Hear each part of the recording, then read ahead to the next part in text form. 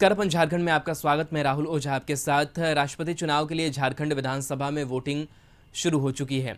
अनंत ओझा, भानु प्रताप शाही और नवीन जायसवाल ने वोट कर दिया है। चुनाव में झारखंड के 81 विधायक, 6 राज्यसभा सांसद और 14 लोकसभा सांसद मतदान करेंगे। यहाँ वोटों का कुल मूल्य 28,256 है। एक विधायक के वोट का मूल्य 176 और एक सांसद के वोट का मूल्य 700 है। शाम 5 बजे तक मतदान किया जाएगा।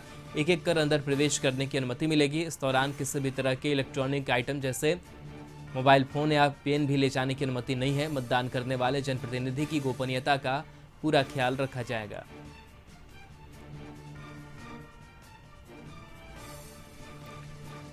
तो राष्ट्रपति पद के चुनाव के लिए वोटिंग की प्रक्रिया शुरू हो चुकी है। शाम के 5 बजे तक यह वोटिंग चलनी है। कई विधायकों ने अब तक वोट डाल दिया है। तस्वीरें आपको दिखा रहे हैं।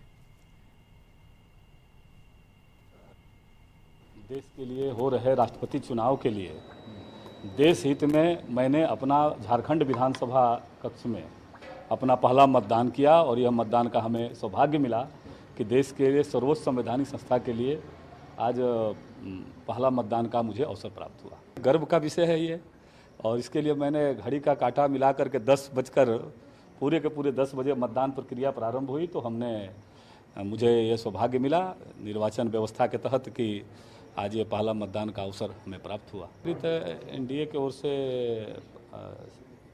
मैं स्वयं हूँ और हमारे घटिया के माननीय विधायक नवीन जायसवाल जी और भवनाथपुर के माननीय विधायक श्री भानु प्रताप शाही जी अधिकृत प्रतिनिधि के रूप में इस व्यक्ति में मौजूद। झारखंड न्यूज कोऑर्डिनेटर मनोज जी हमारे साथ जुड़े हुए हैं। मनोज जी, राष्ट्रपति चुनाव के लिए वोटिंग शुरू हो चुकी है। अब तक क्या कुछ तस्वीरें निकलकर सामने आई है? देखिए राहुल, अगर हम बात करेंगे तो झारखंड में राष्ट्रपति चुनाव को लेकर के एकदम नियत समय 10 बजे से वोटिंग शुरू हो चुकी है। और यहाँ तैयारियों की अगर हम बात करेंगे तो मैं दिखा दूं आपको कि यहाँ काफ़ी मुकम्मल तैयारी है। सुरक्षा के कड़े व्यवस्था है और हर के लिए जो है ना अलग अलग व्यवस्था की गई। और मीडिया की बात करें तो मीडिया को इस 4 नंबर गेट पर रखा गया है ताकि जो कुछ भी अगर करना है, किन्हीं से बात करनी है या कोई रिपोर्टिंग करनी है तो यहाँ से, और उसके बाद जो है वो उन्हें एक एक करके अंदर ले जाया जाएगा और अंदर का जो विजुअल है वो बनाया जाएगा। अगर हम वोटिंग की बात करेंगे तो मैं बता दूं आपको कि यहाँ पे अब तक जो है 3 वोट जो है पड़ चुके हैं। मैं आपको दिखा दूं कि किस तरीके से यहाँ पे अभी पहला वोट जो है बीजेपी के अनंत ओझा ने दिया है। दूसरा वोट जो है भी बीजेपी और तीसरा वोट भी बीजेपी का है। हमारे साथ में अनंत ओझा हैं, हम इनसे हम बात करते हैं। पहला वोट डालने का मौका मिला। निश्चित रूप से झारखंड विधानसभा में देश के सर्वोच्च संवैधानिक संस्था राष्ट्रपति चुनाव के लिए यह सौभाग्य मुझे मिला कि पहला मतदान करने का ये सौभाग्य हमें प्राप्त हुआ है और बहुत ही सुखद अनुभूति हुई है। अनंत जी, अभी तक 3 वोट बीजेपी की ही तरफ से पड़े हैं और दूसरे पार्टी के लोग अभी पहुंचे। निश्चित रूप से सभी माननीय सदस्य लोकतंत्र की इस अधिकार का उपयोग करेंगे, हम सबको विश्वास है।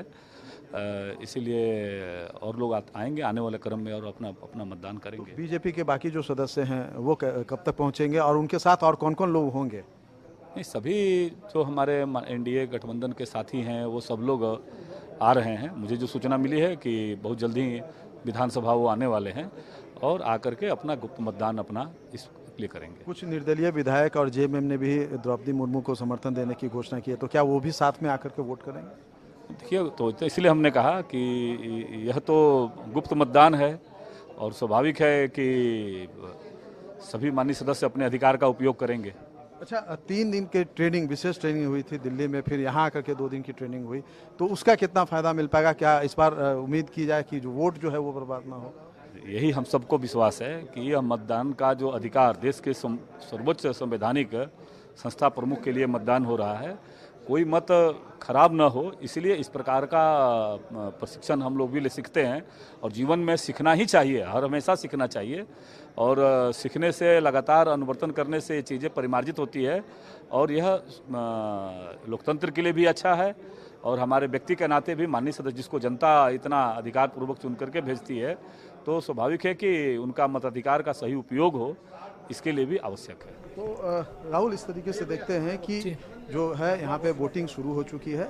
बीजेपी के 3 विधायकों ने अब तक वोट किया है और जो जानकारी मिल रही है उस जानकारी के मुताबिक अब से थोड़ी देर में बीजेपी के तमाम और एनडीए के जो सदस्य है वो यहाँ पहुँचेंगे, अपना वोट करेंगे। उसके बाद लगभग 12 से 1 के बीच में कांग्रेस के सदस्यों के पहुँचने की सूचना है कि वो सारे सदस्य जो है एक साथ यहाँ पहुँचेंगे और उसके बाद जेएमएम के सदस्यों की सूचना है कि लगभग 2 बजे तक जेएमएम के सारे सदस्य यहाँ पे जुटेंगे और एक साथ वोटिंग करेंगे। तो यहाँ पे अगर हम झारखंड विधानसभा की कहें तो ये नज़ारा आपको यहाँ देखने को मिलेगा कि किस तरीके से यहाँ पे सारे लोग जो हैं जमा है। पूरे तमाम मीडिया कर्मी हैं यहाँ पे, जो विधानसभा के जो कर्मी हैं वो एक लोगों की जो अगर कहा जाए उन सारे चीज़ों की जो दिशा निर्देश चुनाव आयोग से मिला हुआ है उस दिशा निर्देश के तहत यहाँ एक लोगों की जो है चेकिंग कर करके उन्हें अंदर जाने दिया जा रहा है। मीडिया को, जैसा कि मैंने पहले आपको बताया कि मीडिया के लिए एक स्पेशल जगह यहाँ पे बनाया गया है ताकि कोई भी अगर सदस्य आए या किन्हीं का अगर बाइट लेना है या किसी भी तरह की कोई बात करनी है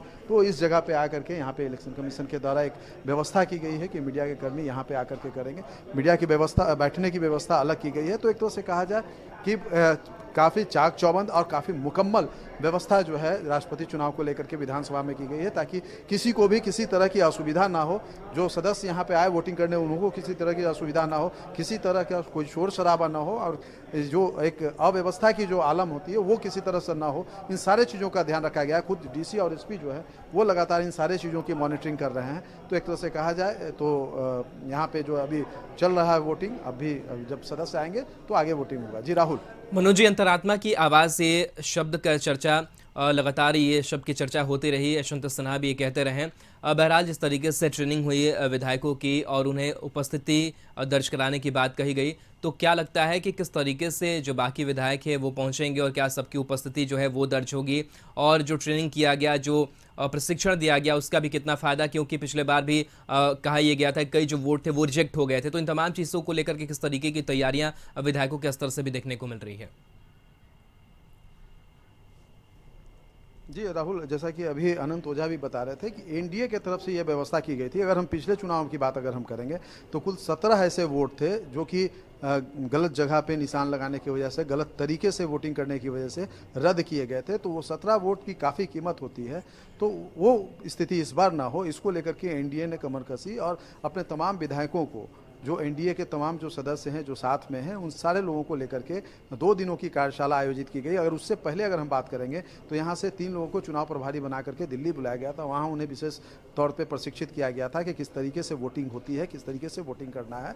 और यहाँ आने के बाद फिर बीजेपी के तमाम विधायक एक साथ बैठे, एनडीए के जो घटक दल हैं उनके भी विधायक उसमें शामिल हुए और 2 दिनों तक कार्यशाला चली। उस कार्यशाला में तमाम तथ्यों की, तमाम बारीकियों को बताया गया कि किस तरीके से उन्हें किस जगह जमा होना है, किस तरीके से आना है, किस तरीके से वोटिंग करनी है और ये सारी चीज़ें। जहाँ तक गुप्त मतदान की बात है तो शायद यही वजह है कि जो यशवंत सिन्हा है, क्योंकि अगर हम संख्या बल को देखेंगे, जिस तरीके से समर्थन की बात सामने आई है, इसमें कहीं कोई दो राय नहीं है कि द्रौपदी मुर्मू काफ़ी आगे नजर आ रही हैं।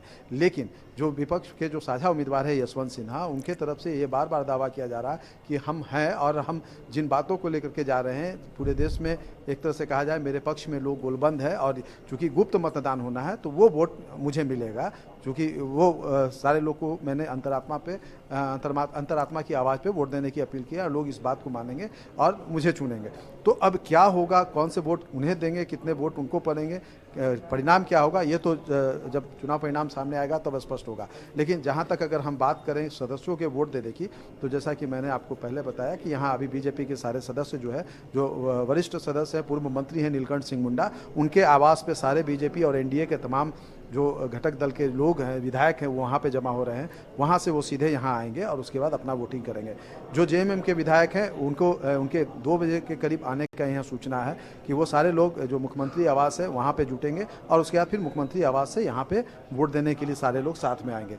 कांग्रेस की बात है तो कांग्रेस के आलमगीर आलम जो सीएलपी लीडर है, उनके आवास पे सारे लोगों के जुटने की सूचना है कि वहाँ पर सारे लोग जुटेंगे और उसके बाद फिर वहाँ से वो यहाँ वोट देने के लिए आएंगे। जहाँ तक निर्दलीय विधायकों की बात है, कुछ लोगों ने एनडीओ के पक्ष में मतदान करने की घोषणा की है।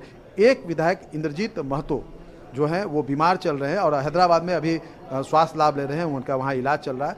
तो एक व्यवस्था की गई है कि शायद वो वहाँ पे दे सके, लेकिन अब अस्पताल प्रबंधन, उनके स्वास्थ्य, इन सारे चीज़ों पे निर्भर करेगा कि वो वोट दे पाते हैं या नहीं दे पाते हैं।